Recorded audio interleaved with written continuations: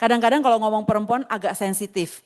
Karena kalau di daerah kota perempuannya semua banyak ngomongnya. Pimpinan, izin pimpinan. Monggo. Izin pimpinan. Ya, Pak. Mohon maaf sekali pimpinan. Ini dari penjelasan Ibu Wamen. Kok saya melihat ini seperti keluar dari koridor. Itu gimana ya menjelaskannya ini? Saya nggak ngerti apa kita ini paham apa enggak sebenarnya rapat ini. Yang dijelaskan oleh Ibu Wamen tadi itu sama juga dilakukan oleh Komnas Perempuan. Dari tadi ini kita bicara perlindungan hukum, pendampingan hukum, advokat. Ini sebenarnya maka saya bilang ini Polres atau apa? Kemen P3 selalu menjadi pertanyaan Bu Wamen. Mohon maaf. Menteri, Bu Menteri bukan Pak Menteri. Iya. Selalu menjadi pertanyaan. Betul. Bu Wamen, jangan. Mohon maaf. Tahan dulu. Sebentar. Oleh Kementerian P3A. Ini tidak ada unsur, mohon maaf, tidak ada apa? Betul. Urusan batin tidak ada. Kita mau bangun di pemberdayaan. Pimpinan, Makanya, kalau di luar negeri pimpinan, izin pimpinan, kalau di luar negeri Pak, janda-janda pun itu produktif. Lansia itu juga produktif. Kemen P3 tidak bicara itu dari tadi. Mas sabar dulu. Bukan, maksud saya gini Pak pimpinan izin. Supaya kita ini rapat ini arahnya jelas. Penanaman nilai-nilai agama dan budi pekerti yang saat ini sudah semakin hilang di keluarga kita. Ini mungkin yang perlu diperkuat. Kemudian, apalagi ya tadi ya. Secara garis besar seperti itu mungkin Bu Wamen bisa menambahkan yang belum. terima kasih menambahkan yang SAPA 129. Jadi SAPA 129 seperti yang Ibu Menteri sebutkan udah sampai kepada tiketing. Jadi artinya ketika korban menelepon itu sudah langsung terintegrasi. Kalau dulu masih manual dan itu tidak berperspektif korban. Sehingga ketika laporan sampai ke atas turun ke bawah masih mesti ditanyakan dan ini menyebabkan trauma. Tapi balik lagi Kementerian PPPA memang kalau dibilang kita ini ngurusin setengah perempuan seluruh Indonesia. Yang artinya itu 50% itu adalah perempuan. Dan sepertiganya adalah anak. Dan itu kalau dihitung 2/3. Dan dengan budget yang begitu kecil, memang sangat susah kalau kita tidak melakukan kolaborasi. Kita bicara soal SAPA 129. Kita hanya bisa sampai kepada layanan ketika korban melapor. Memang ada yang namanya dak non fisik. Nah, kami sudah telusuri. Ternyata dak non fisik itu 58% bisa dilakukan langsung penanganan kepada korban. Jadi itu layanan langsung kepada kalau korban terjadi perlu penanganan kesehatan, perlu visum dan segalanya. Jadi efektif enggak Bu? Benar. Efektif enggak dak non fisik ini? Sangat efektif, tapi permasalahan adalah kita tetap butuh kolaborasi semua karena bagaimana menyampaikan kepada para SDM yang mungkin tadi disebutkan juga, kadang-kadang SDM kita baru saja bekerja, udah dipindahkan.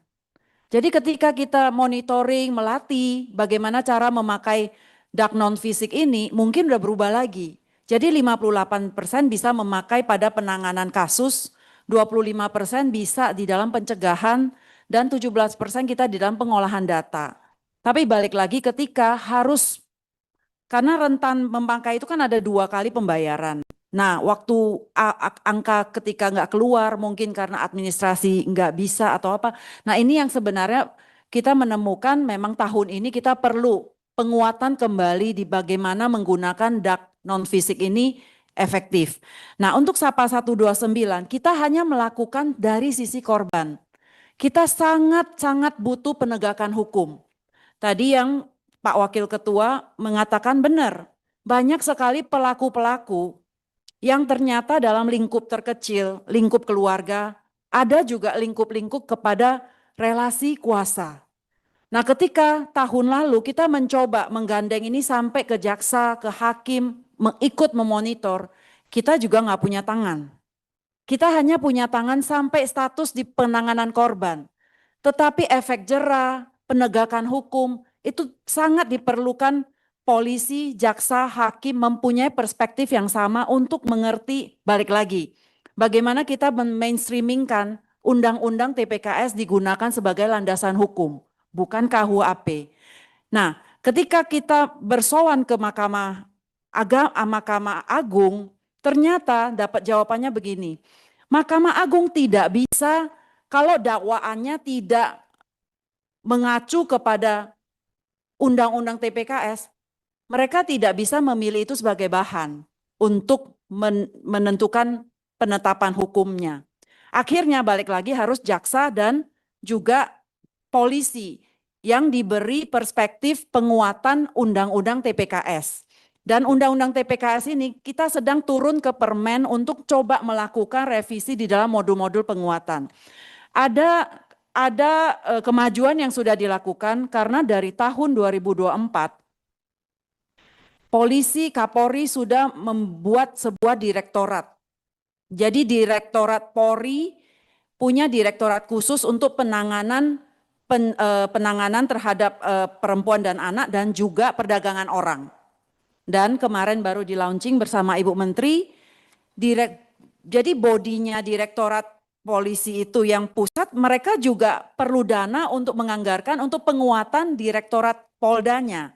Jadi tahun ini Direktorat Polda sudah membentuk Direktorat Polri menurunkan 11 Direktorat Serse Polda di 11 kabupaten yang memang banyak terdampak perdagangan orang dan kasus-kasus yang tinggi.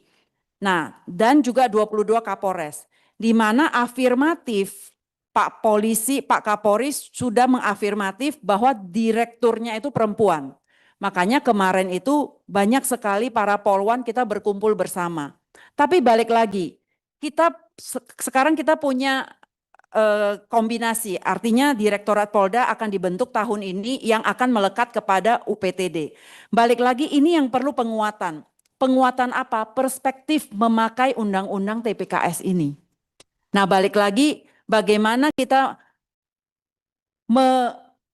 memberikan penguatan itu pasti memerlukan dana juga untuk pelatihan, untuk bagaimana penguatan dan tahun ini kita berprinsip kita bukan hanya melakukan ini cuman pemberian materi, mengajar, selesai. Tapi kita pengen dalam 1 tahun ini di dalam step-stepnya apa yang sudah diberikan, apa yang hasil dilakukan, apa monefnya, akhir tahunnya evaluasi. Sehingga ini semacam program sekolah penguatan kepada para penegak hukum, para tentu SDM kita yang ada di UPTD supaya mereka punya perspektif ini. Tapi ujungnya yang paling penting adalah kami juga sudah berkolaborasi dengan KUM dan juga desa. Bagaimana dana desa itu juga harus menaruh mainstreaming perspektif untuk perempuan dan anak. Nah ini juga yang kita lakukan bagaimana dengan budget yang sedikit kita mencoba memainstreamingkan ini ke antara KL. Bahwa perspektif perempuan itu bukan hanya kerjaan Kementerian PPA saja. Kalau semua kementerian mempunyai perspektif perlindungan inklusif, kita nggak ngomong perempuan deh. Kadang-kadang kalau ngomong perempuan agak sensitif. Karena kalau di daerah kota perempuannya semua banyak ngomongnya. Pimpinan, izin pimpinan. Monggo. Izin pimpinan. Ya Pak. Mohon maaf sekali pimpinan. Ini dari penjelasan Ibu Wamen. Kok saya melihat ini seperti keluar dari koridor. Itu gimana ya menjelaskannya ini? Saya nggak ngerti apa kita ini paham apa enggak sebenarnya rapat ini. Yang dijelaskan oleh Ibu Wamen tadi itu sama juga dilakukan oleh Komnas Perempuan. Coba kita pahami sama-sama dulu deh. Definisi pemberdayaan perempuan ini apa sebenarnya? Pemberdayaan perempuan ini apa sebenarnya Bu Menteri? Mohon maaf dengan segala hormat, saya orang baru juga.